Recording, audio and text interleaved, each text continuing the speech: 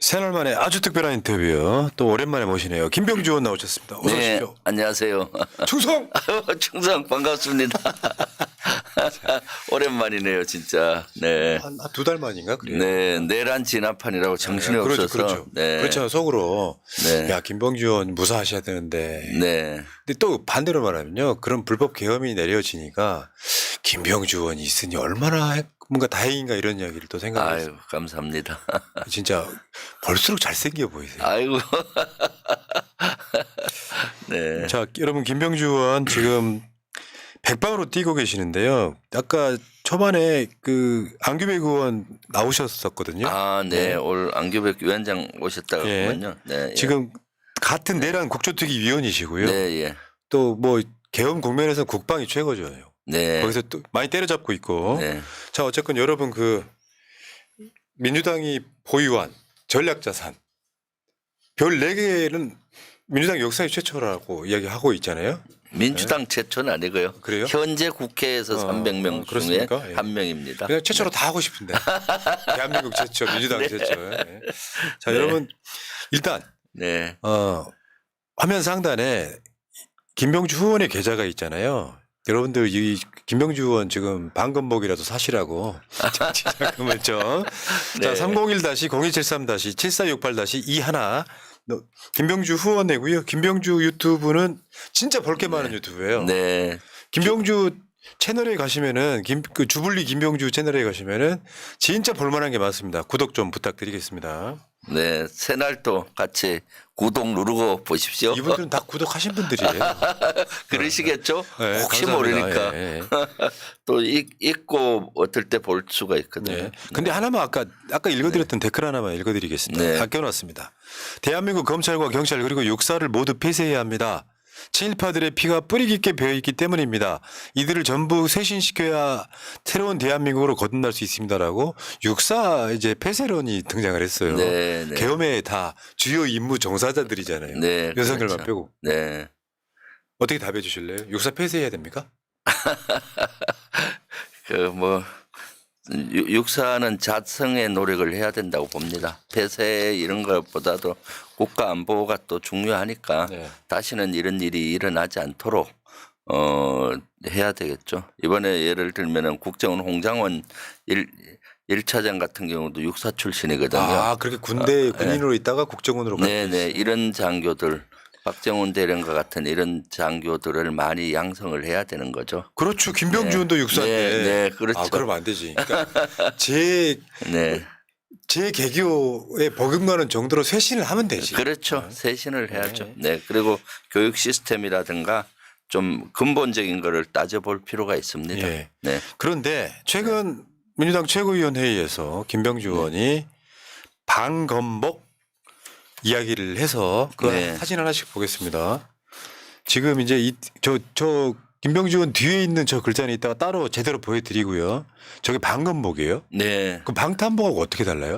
아, 저 흰 것은 방검 방탄이 다 되는 아, 둘 다 겁니다. 되는 거고. 방탄은 이제 총알을 막는 거고요. 네. 방검은 칼을 막는 겁니다. 그래서 저 흰 조끼 저것은 방검 방탄이 다 되는 거고요. 저 옆에 있는 토시는 요 팔에 하는 토시인데 방검 토시입니다. 칼 같은 걸로 이렇게 했을 때 안 베이는 거죠. 그래서 칼로 예를 들어 테러를 한다고 할 때 팔로 이렇게 막을 수 있게. 그래서 제가 저 방검 토시는 밖에 나가서 다닐 때는 좀 하고 다닙니다. 왜냐면 근데 이제 방검 조끼까지는 그 아주 위험할 때만 입고 차에 놔두고 네, 그런 상태고 박선원 의원 같은 경우는 항상 방검복을 착용하고 네. 다니더라고요.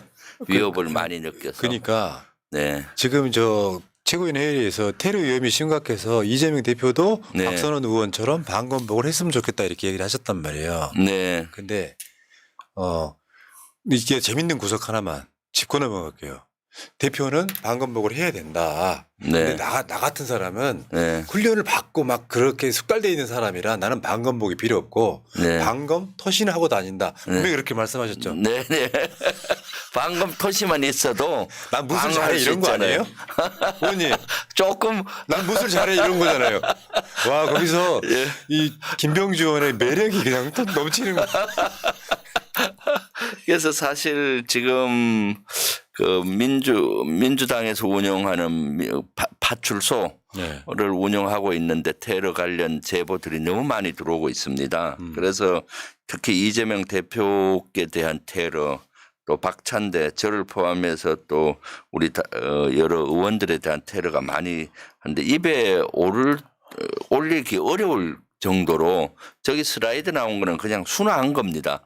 원색적으로 쓰면은 너무 그 최고위에서 해서 이재명 집으로 가자 머리에 바람 통하도록 공기 구멍 내자 뭐 아, 잊지 마세요. 그냥 여러분들이 그냥 읽으시라고. 너무 끔찍해요. 저런 것들이 그래서 이대로는 안 되겠다 해서 제가 최고위원회에서 저런 제보가 많이 들어오고 있고 또 저한테도 많이 들어와요. 이런 것들이 커뮤니티에 올라 있으니까 김 최고위원님 그 이재명 대표 그 경기 좀 지켜달라, 경호를 강화해달라 이런 것들이 많이 쇄도해서 전날 사실 고민을 하다가 발표를 하고 경찰에서도 경호 대책을 좀 강구를 해야 될 것 같고 더 강구를 우리 자체도 그렇고요. 그리고 또 커뮤니티에 올라오는 저런 것들은 테러에 대한 것은 미국이나 이런 데서 보면 아주 엄격히 통제를 하거든요.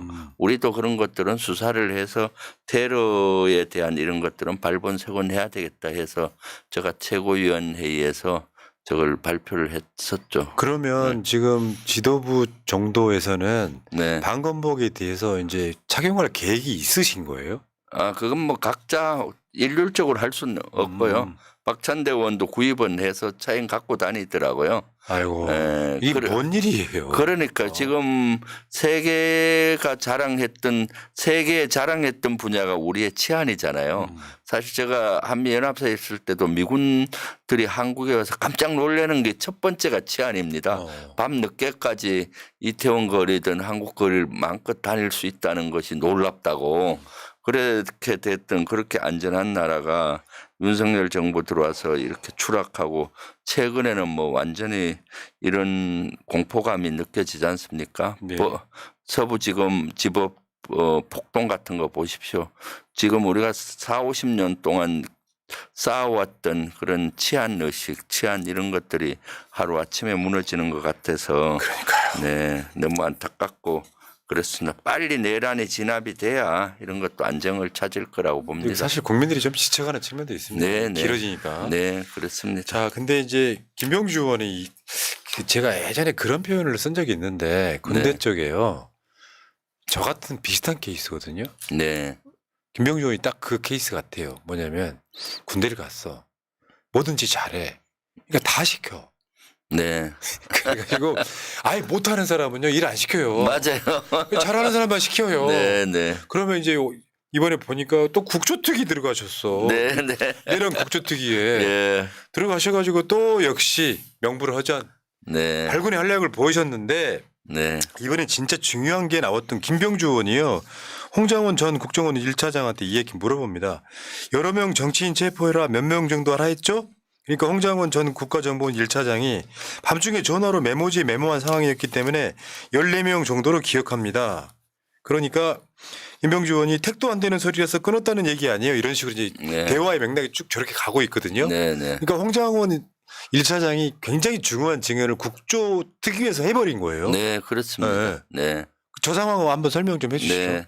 홍장원 1차장에 대한 증언은 사실 정보위에 와서 본인이 얘기를 해서 본인 입으로 밖에 나온 건 없고 네. 그때 정보위 간사를 통해서 내용 중에는 많은 부분이 나왔었어요. 네. 국정원 속성상 정보위는 공개 질의를 못하고 비공개를 하는데 중요한 거는 본인 목소리로 생생한 목소리를 그때 사항을 알 필요가 있잖아요. 네. 그래서 제가 그때 본인이 그동안 증언했던 거를 다시 요약을 해서 질의를 했던 거고요. 그래서 아주 홍장원 1차장은 시간대별로 아주 그 그림이 그려질 정도로 생생하게 증언을 다행히 해줬어요. 그래서 지금 윤석열이가 택도 없는 소리를 하고 있지 않습니까? 헌재에서 그렇죠. 나는 뭐 지시한 적이 없다. 뭐 예를 들어서 그렇게 했는데 홍장훈한테도 2번씩이나 전화를 하고 그것도 아주 여러 가지 증언했잖아요. 두 번째 보면은 홍장훈한테 뭐라 했습니까? 다 잡아들여서 싹 다 정리해라. 그리고 방첩사를 도와주는데 싹 다 잡아들여서 정리하라. 뭐 이런 얘기까지 하고 또 말을 안 들을 수도 있으니까 그 당근까지 주잖아요. 야, 국정원이 나중에 그 대공 수사권도 주고 할 테니까 일단은 국정원이 방첩사에 말이야 인원이면 인원, 자금이면 자금 뭐든지 지원하라 막 이렇게 지시한 것도 있고요. 그래서 그런 증언들이 아주 생생하게 홍장훈 1차장이 함으로써 헌재에서 윤석열이가 얼마나 거짓말을 하고 있는지를 어저께 입증이 됐다고 예. 보여집니다. 네. 그러니까 그게 계속해서 대국민 상대로 거짓말하고 있는데 네. 국회에서 군인들 끄집어내라도 네. 자기 부하들이 다 네. 증언을 했던 것처럼 그럼요. 네. 지금 홍장원 국정원 1차장한테는 주요 정치인들 체포해라 이거잖아요. 네. 그렇죠. 그러니까 나머지 사람들의 증언은 일관돼요. 네. 한 방향으로 가고 있는데 윤석열 혼자만 그러니까요. 난 그거 시킨 적 없다. 그러면 네. 이 사람들이 지금 증언한 사람들이 다 헛개비를 본 거. 그렇죠. 어제 사실 그동안 국정원이 뭘 했는지에 대해서 국민들이 되게 궁금해했는데 일부 흘러나온 것 같고 퍼즐이 안 맞춰졌는데 네. 어저께 홍장원이 증언함으로써 국정원 상부에서 일어난 것들이 생생하게 됐죠. 제가 조금 요약을 예. 하면은 12월 3일 날 비상계엄이 있던 날 8시 22분에 홍장원하고 대통령 윤석열이가 통화를 해요. 먼저 윤석열 측에서 전화하라고 연락이 와서 전화를 8시 22분에 했는데 그때 윤석열은 한두 시간 후가 되면은 중요 전달 사항이 있을 테니까 통신 축선에 대기해라. 그때는 무슨 말할 그런 얘기를 하죠. 통신 축선이라 하면은 전화기 옆에 전화기 늘 대기하라는 거예요. 네. 그러니까 비상계엄 10시 30분에 하기 한 이 2시간 전에 통화를 하고 대기 명령을 내렸었고요. 윤석열이가. 그리고 나서 윤석열이가 방송에 나와서 비상계엄 한다고 하고 난 다음에 22시 53분이니까 밤 10시 53분이죠. 예. 그때 제가 봤을 때 최상무기든 뭐 국무위원들한테 지시사항 쪽지들 다 나눠주고 요 시간이 53분쯤 되는 것 같아요. 53분 경에 이제 윤석열이가 홍장원한테 전화해서 국정원에 대한 지시를 홍장원한테 직접 하는 겁니다. 네. 아마 왜 요때 홍장원이냐 그 국무회의에 국정원장도 참석을 했어요. 그 참석했는데 아마 국정원장한테도 저는 문서나 쪽지나 지시를 했을 거라고 유추해요. 그런데 국정원장은 외교관 출신이다 보니까 조금 신뢰가 덜 갔던 것 같아요. 홍장원이 실제 국정원의 실세였고 윤석열이가 가장 인정하던 사람으로 인식이 됐거든요. 그러니까 홍장원은 또 군 출신이고 하니까 다시 전화로 세부적인 지시를 한 거죠. 방첩사 도와주고 뭐 하라. 그렇게 해서 그 전화를 받고 실제 누구를 싹 잡아들이라는 건지 방첩사를 도와주라고 한 거니까 그 이어서 11시 밤 11시 6분 바로 전화한 거죠. 방첩사령관한테 예. 홍장원이가 전화를 한 겁니다. 그래서 야, 지금 무슨 일이야 하니까 방첩사령관은 처음에는 답변을 잘 안 하더란 거예요. 그래서 부의가 너들 도와주라고 했다. 그 홍장원이가 그 방첩사령관보다 한 5, 6년 선배입니다. 육사. 그러니까 그제서야 여인영이가 체포 명단을 막 불려주면서 이러이러한 사람들 체포를 해야 된다. 그러니까 위치 추적하고 뭐 도와달라 뭐 이런 것들을 하니까 그때까지 그 전에 처음에 대통령이 싹 잡아들이고 뭐 정리하라 했을 때는 무슨 자기도 모르는 간첩을 어디 근거했나 군에서 그래서 간첩으로 알았던 거예요. 근데 그 실제 방첩 사령관한테 전화하니까 이거 완전 이재명 뭐 한동훈 우원식 말이 안 되는 거잖아요. 그러면서 모든 게 뒤엉키면서 도대체 이게 뭐야 하고 택도 없는 소리니까 그 전화를 받고 조금 바로 있다가 11시 30분에 이제 국정원장이 복귀를 해서 국무회의 마치고 복귀해서 자체 회의를 한 거예요. 정무직 회의. 끝나고 나서 바로 이제 정무직 회의에서 이거 너무 엄청난 거니까 얘기하기는 뭐 해서 그때는 안 하고 정무직 회의 끝나고 나서 국정원장 조태용한테 가서 보고를 했다는 거예요. 지금 방첩사를 대통령하고 통화했습니다. 방첩사를 도와주라고 했습니다. 그러니까 시큰둥하더란 거예요. 그래서 알고 있었다는 거예요. 네, 알고 있었죠. 국무회의를 본인도 비슷한 지시를 저는 받았을 거라고 봐요. 그래서 갈등을 하고 있을 때 그래서 전화 내용 중에 지금 뭐 한동훈하고 이재명을 잡으러 다니고 있습니다 했는데도 내일 아침에 그럼 보고하세요 하고 네, 그 자리에 일어나서 저쪽으로 가더란 거예요. 보고받기 싫다는 거죠. 네. 네가 알아서 해. 그리고 책임져. 책임지기 싫다. 네, 그걸로 봤던 것 같아요. 그런 상황이 그날 벌어졌던 거죠. 그런데 홍장호는 그 이후에 이거는 도저히 할 수가 없는 거다 해서 묵살을 해버리고 자기 사무실에 그냥 혼자 지시도 안 하고 이걸 묵살을 해버린 겁니다. 그래서 사실은 국정원이 살한 거예요.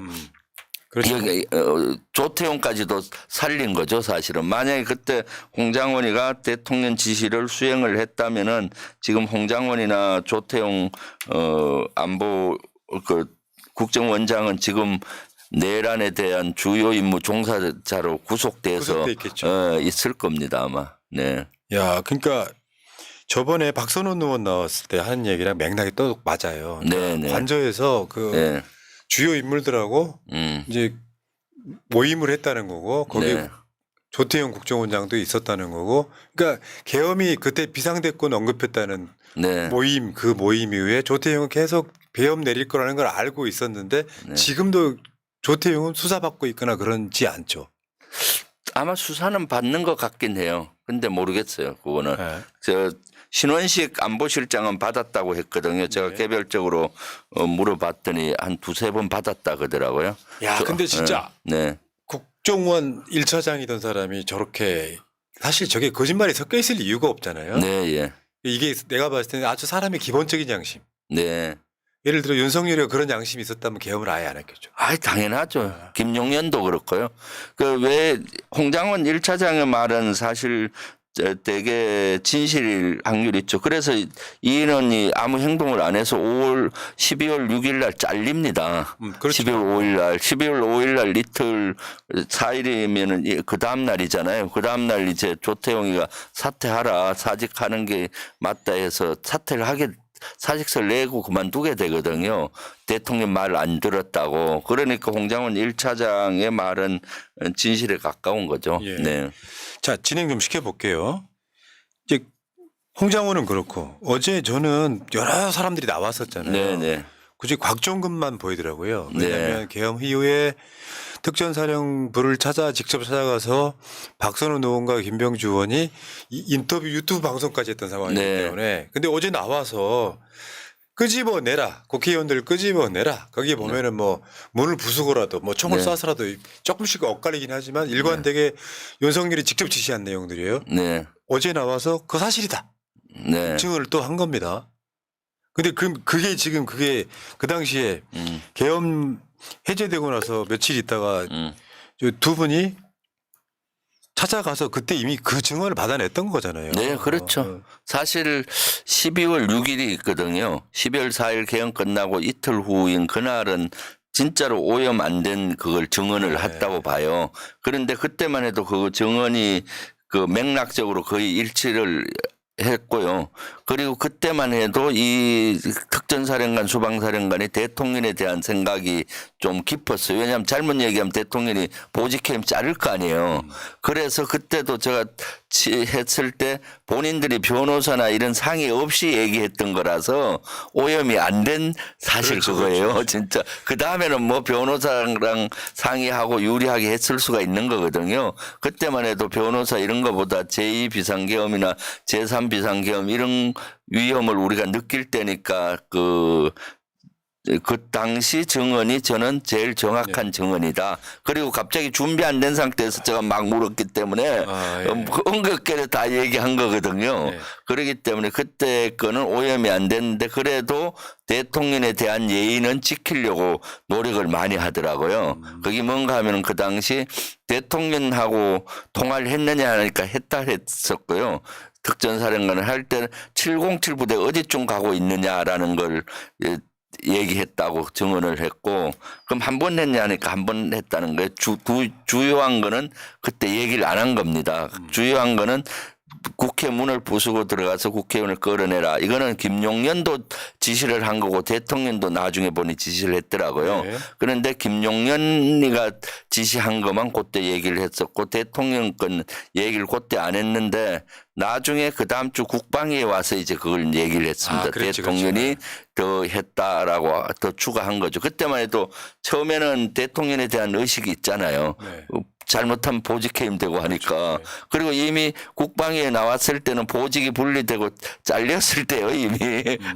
그러니까 더 이상 대통령 신경을 안 써도 되잖아요. 그래서 대통령으로부터 그 전화를 받고 국회의원을 끌어내라 이런 했고 수방사령관도 대통령하고 제가 그때 가서 얘기할 때 12월 6일 날 통화를 했다. 대통령이 현재 상황이 어떻느냐 해서 상황 파악하는 전화를 했다고 했는데 나중에 수사기관에 가서는 여러 번 대통령이 공소장에 보면은 수방사령관하고 통화했고 총을 쏴서라도 국회의원을 끌어내라라고 했다고 증언을 했던 것이죠. 네. 그러니까 지금 검찰 수사의 내용에는 윤석열만 네. 수사를 하면 다 완성이 되는 것까지 다 완성이 돼 있는데 네. 윤석열은 헌재 나와가지고 그런 명령 한 적 없다고 뻔뻔하게 거짓말을. 그러니까요.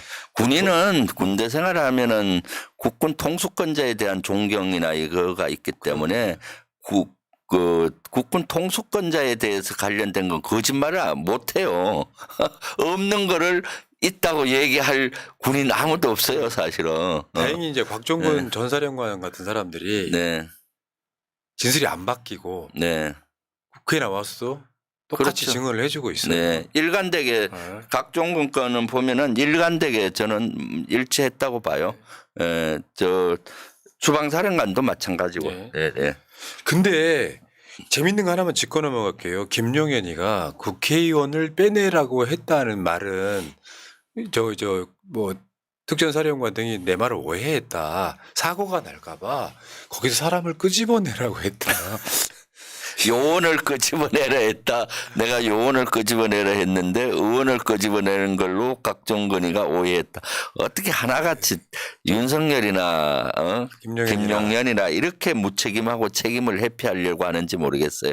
어떻게 그것이 요원을 끄집어내는 걸로 얘기가 되겠습니까? 그 요원이라고 하면은 군인을 얘기하는 거 아니에요. 네. 군인은 그 국회 그 본회의장에 한 명도 안 들어왔어요. 본회의장 입구에 보좌관 그 국회 본회의 그 건물 안으로 들어왔는데 그 본회의장 입구문을 막았었잖아요. 보좌관들이 3중 4중 겹으로 해서 막았었기 때문에 본회의장까지 군인이 못 들어온 상태에서 비상 계엄 해제 결의안이 통과가 된 거거든요. 네. 그런데 무슨 요원을 끄집어내라 참 말도 안 되는 얘기를 하고 있는 거죠. 맞습니다. 네.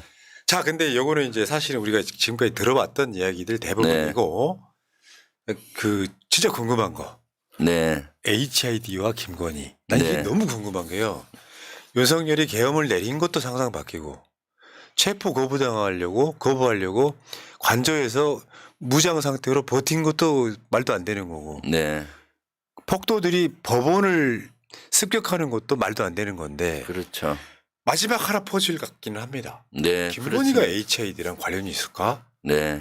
근데 지금 실제로 그 의혹 제기를 하신 거잖아요. 네. 그렇죠. 네.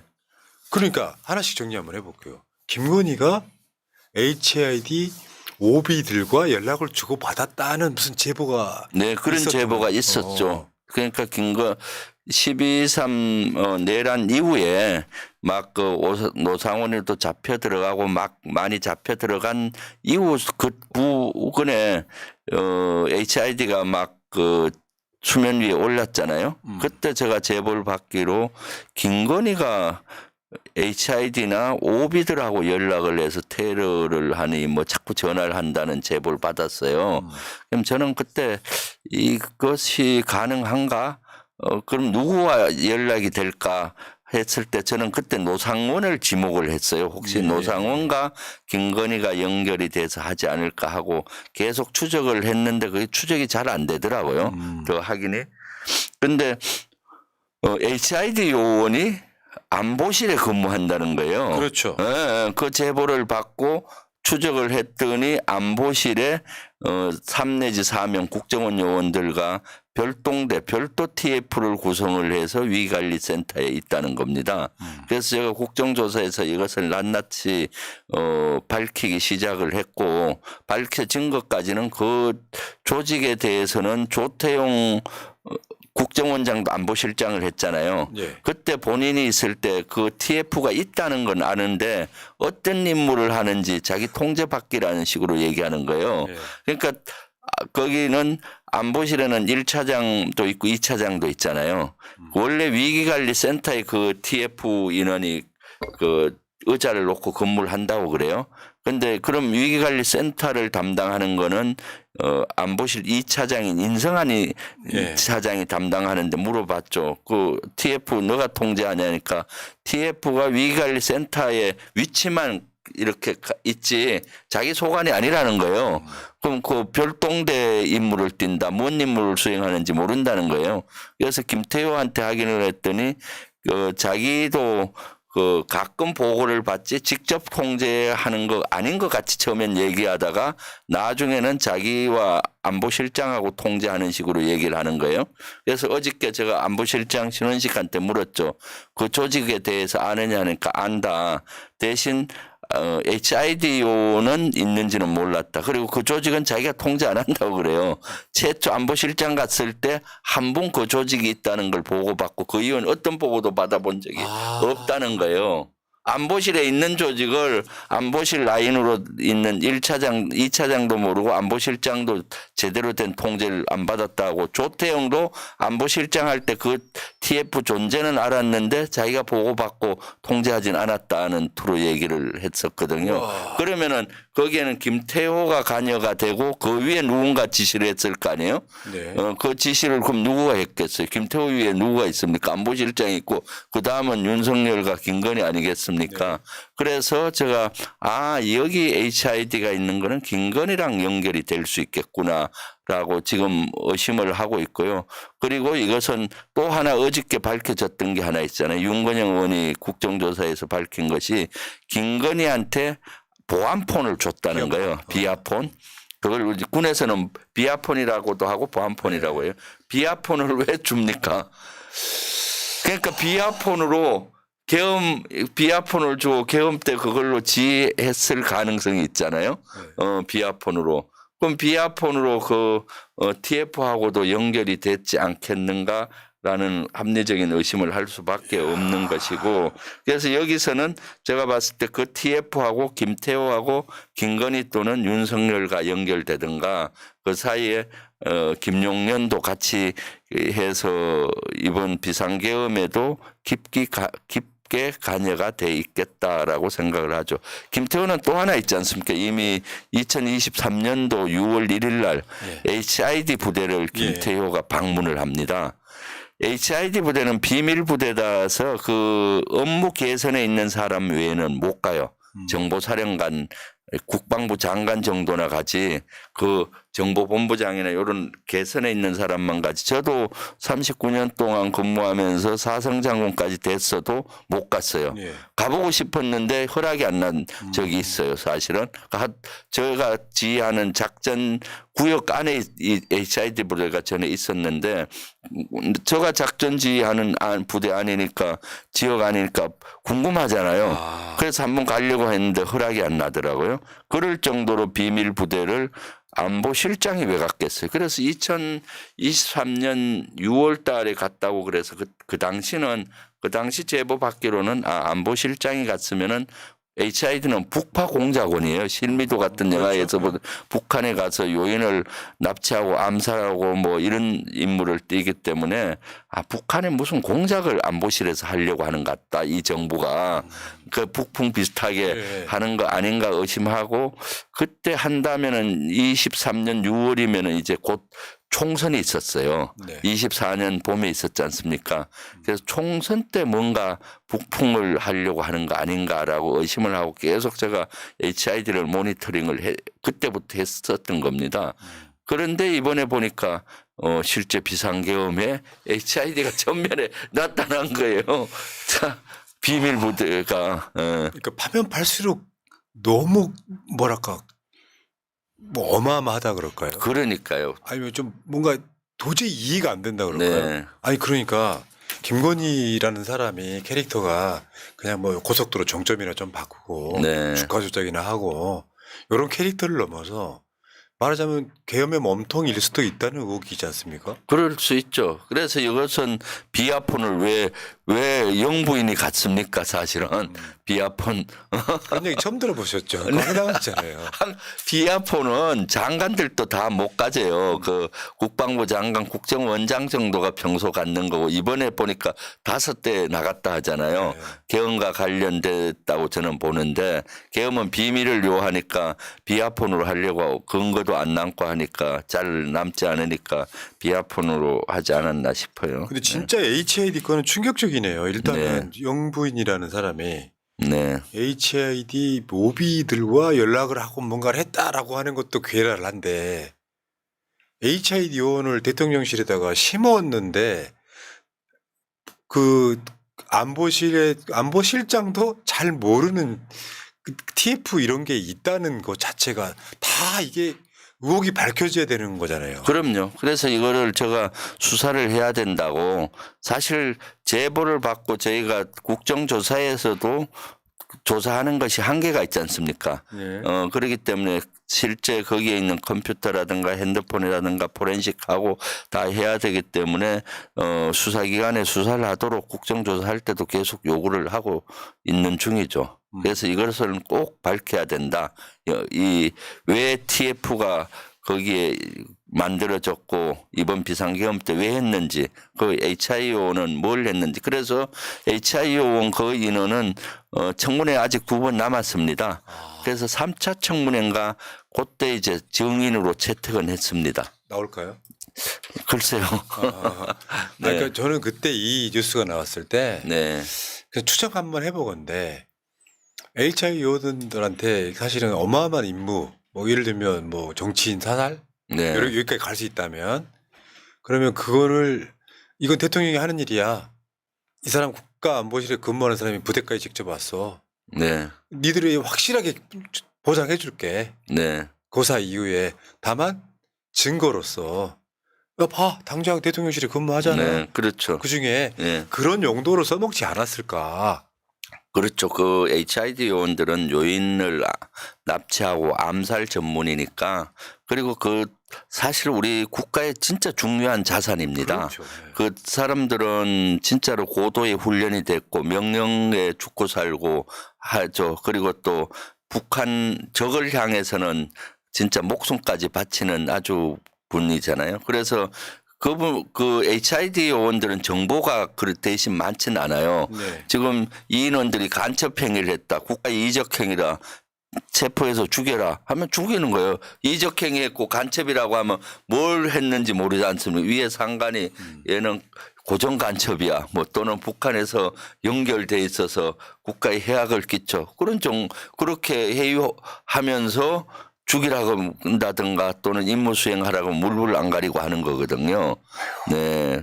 그렇게 했을 확률이 많은 거죠. 네. 그냥 이 사람 체포하고 와 하는 것이 아니라 네. 북한 빨갱이로 모는 거죠. 북한과 연계된 고정 간첩과 연계됐다. 지금 알고 보니 고정 간첩이었다. 그래서 국가에 해를 끼친다. 딱 체포해 와라. 또는 뭐 체포 와서 신문에서 밝혀라 하고 그런 임무들을 수행하지 않았을까. 비슷한 명령이 네. 왔을 때 네. 국가정보원 제1차장은 말도 안 된다고 그냥 털었던 거고 네. 실제로 그 사람들은 또 그 맥락하고 좀 다르게 훈련되어 있는 그 인생이 다르기 때문에 네. 북한이야, 간첩이야, 네. 죽여 뭐 이렇게 한다면 들을 수도 있는 네, 그렇죠. 이게 가장 무서운 조직이긴 하네요. 네, 그렇죠. 왜 이번에 윤석열 내란이 성공 못한 게 네. 군인들이 사실은 약간 항명 비슷하게 시키는 대로 안 했기 때문에 실패한 거예요. 그렇죠. 사실은 태업이라고 보죠. 항명했다고 봅니다. 최초 어쩔 수 없이 투입이 됐는데 처음에도 뭐 많이 회유했다 그러잖아요. 북한에서 대량 탈북자가 생길 것 같다. 오물풍선 뭐 등등 해서 그런 것들 하니까 우리가 모르는 고도의 북한 뭐 남침이나 뭔가 또는 있는 모양이다. 이렇게 하고 출동을 하잖아요. 네. 그렇게 해서 보니까 상대해야 되는 적은 적이 아니고 우리 그 국회의원이고 보좌진들이고 시민이잖아요. 그러니까 너무 황당한 거죠. 총뿌리를 맨날 적과 마주해서 하는데 훈련이 된 우리 장병들인데 적이 아니고 어떻게 국민들이 적입니까 국회의원이. 그러니까 갈등을 느껴지니까 주춤주춤 훈련 받은 대로 안 하고 설렁설렁 하고 한 거죠. 아이고 네. 참. 야, 나중에 전모가 다 밝혀지면 아마 더 충격적인 이야기가 네. 많이 나올 것 같습니다. 그리고 방첩사에도 이번 국정조사를 해보니까 체포조를 운영을 해서 여러 팀을 체포하러 보냈어요. 그런데 체포하러 보내는데 국회의원들 체포하러 이렇게 보냈는데 인원들이 대부분 놀았어요. 그 24시 편의점 가서 컵라면 마시고 또는 어디 차에서 하고 실제 체포까지 가서 행동 안 하고 왜냐하면 이건 너무나 잘못됐다는 걸 아니까 근데 출동하라니까 안 하면 또 항명죄에 걸릴 수도 있으니까 일단 출동을 하고 대다수들이 제가 쭉 체크를 해보니까 임무 수행을 적극적으로 안 하고 중간에 뭐 24시 편의점에서 컵라면 먹으면서 시간을 노닥거리고 하다가 운 좋게도 그 비상계엄이 해제가 국회에 통과된 거예요. 그래서 아마 휴했다고 하는 것 같아요. 윤석열이 왜 헌재 나와서는 정반대로 이야기하고 있잖아요. 본인은 뭐 진짜로 그럴 생각이 있었네 없었네. 진짜로 할 생각이 있었으면 군인들이 뭐 스스로 물러나지 않느냐 어제 이야기 듣는데 와 혈압이 너무 황당한 질문에 홍장훈 같은 생각이었던 거잖아요. 네네. 현장 군인들은 네. 국정원 1차장이야 일반 사회인이라고 치더라도 그러니까요. 군복 입은 군인이 군복이라는 게요. 예. 사실은 국가를 상징하는 거거든요. 그럼요. 네. 그 군복에 그 국가의 어떤 그 모든 품위와 모든 것들이 상징이 있는데 네. 그 군복을 입고 민간인을 살상하면 되겠습니까? 그러니까요. 자기 국민들을. 네. 아이고.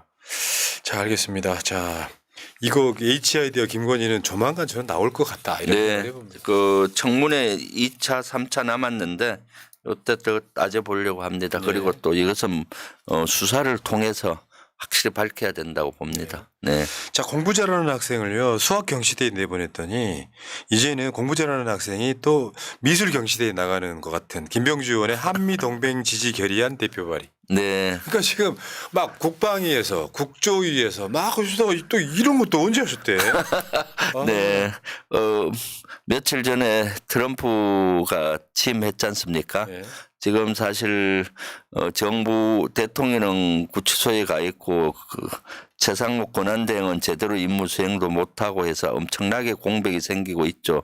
트럼프 취임과 관련해서 우리 안보에 아주 중요한 분기점인데도 국가가 제대로 못하고 정부가 제대로 못하니 우리 야당 민주당이라도 제대로 하자 해서 또 미국에서 지금 대한민국을 되게 불안하게 생각하고 있습니다. 예. 그리고 한미동맹이 제대로 지켜질지 또 불안해하고 하기 때문에 제가 대표 발의하고 이재명 대표와 또 박찬대 원내대표도 공동 발의해주고 지부 분들이 다 거의 해줘서 82명이 공동 발의를 해서 발의를 한 상태입니다. 그래서 미국에서도 아마 그러한 사항들이 다 알려졌을 거고 훨씬 더 안정적으로 한미동맹을 가지고 가고 우리 안보와 다 연관되는 그런 것들을 했죠. 그랬더니 국민의힘에서는 자기들이 주도권을 뺏겨서 그런지 경원이는 뭐 그것을 뭐 또 비난을 하더라고요.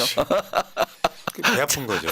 그러니까 뭐 트럼프 만나러 간다고 뭐 취임식 간다고 했다. 네. 다 한 번도 못 만나고 돌아오는. 네, 네. 미국 가서 뭐 취임식장에도 제대로 못 가고 그런 거보다 사실은 한미동맹 지지 결의안이 미국 입장에서 우리 대한민국의 국민을 대표하는 국회 또 민주당이 주도해서 한 것을 가장 든든하게 생각하고 국익 차원에서 아주 좋을 거라고 봅니다. 그래서 사실 바빴지만은 그것도 교원연의 임무도 해야 되지 않습니까? 이게 네. 이제 옛날에 무슨 영화 드라마 제목 같아요. 우리 동네에 무슨 홍반장처럼 네. 김 반장이 막 여기 가서 이거 하고 저기 가서 저거 하고 어떻게 보면 네. 감사하기도 하고 마음이 네. 좀 짠하기도 하고.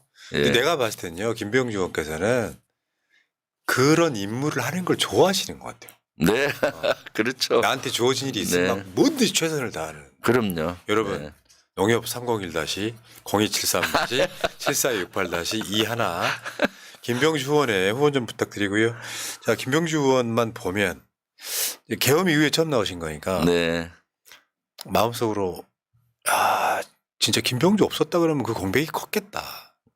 왜냐하면 이게 군대의 문제이기도 하고 네. 사실 막 그 뭐 저 이번에 육군 참모총장 뭐 박한수 이야기 어제 또 그 네. 국조위 특위에서는 청문회에서 나오던데 네. 이거 보고 있으면은 별 4개짜리 정말 상식을 가진 군인 출신 김병주 의원이 있음으로 해서 네. 저 사람들은 그런 거잖아요. 그냥 우리가 빨갱이잖아요. 네. 그거 폭도들은 우리가 빨갱이잖아요. 아, 그렇죠. 네. 근데 별 4개짜리 빨갱이는 없는 거니까. 아, 그럼요.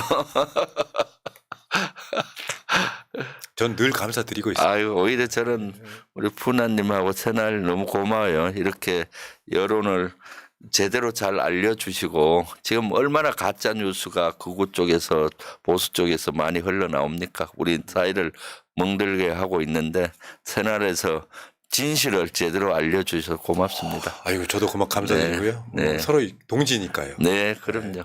자, 김병주 의원과 함께했고요. 저 새해 복 많이 받으시고요. 네. 네. 새날 물러갔다가 내일 낮 방송에 다시 오겠습니다. 물러가겠습니다. 고맙습니다. 네, 감사합니다.